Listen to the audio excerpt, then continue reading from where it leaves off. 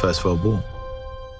It starts with literally horses and carriages and ends with tanks. So it's the moment where modern war, you could argue, begins. From the very beginning, I felt this movie should be told in real time. Every step of the journey, breathing every breath with these men felt integral. And there is no better way to telling this story than with one continuous shot. 3, 2, 1, go, go!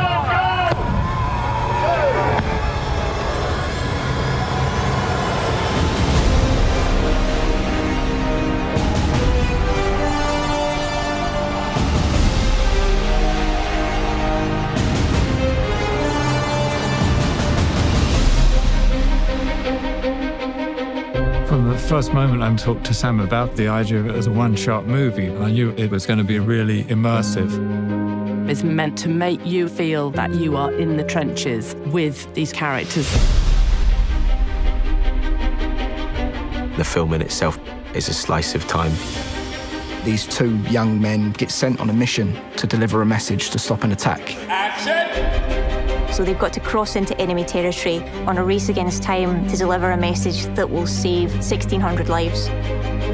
And the camera never, ever comes away from the two characters. There's always that sort of get-out-of-jail card that you have with a movie. Well, you know, we might be able to cut around this, or we might take that scene out.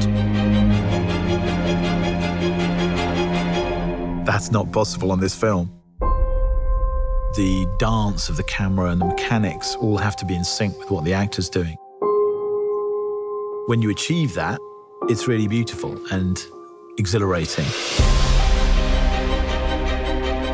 Sometimes you have a camera being carried by an operator, hooked onto a wire, and the wire carries it across more land, and it's unhooked again. That operator runs with it, then steps onto a small Jeep, which carries him another 400 yards, and he steps off it again and goes round a corner.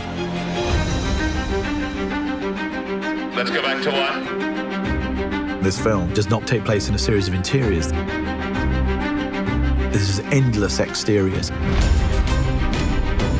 No location ever repeats, so you're constantly moving through landscapes. Being such an exterior movie, we're very dependent on the light and the weather.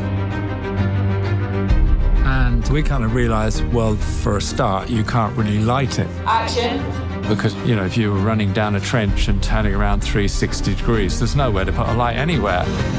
And because we were shooting in story order, we have to shoot in cloud to get the continuity from scene to scene.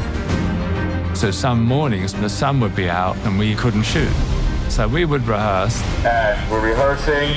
And then we'd be waiting around, everyone with their eyes up in the sky, trying to see how long it'd take for the sun to move behind the cloud. And as soon as it comes over, you've got this 5-minute window. Everyone would be like, come on, go, go, go. Go, go, go! So you are also in the lap of the gods. It was like a piece of theatre every take. Once it starts, it can't stop. If something goes wrong, you just have to keep going.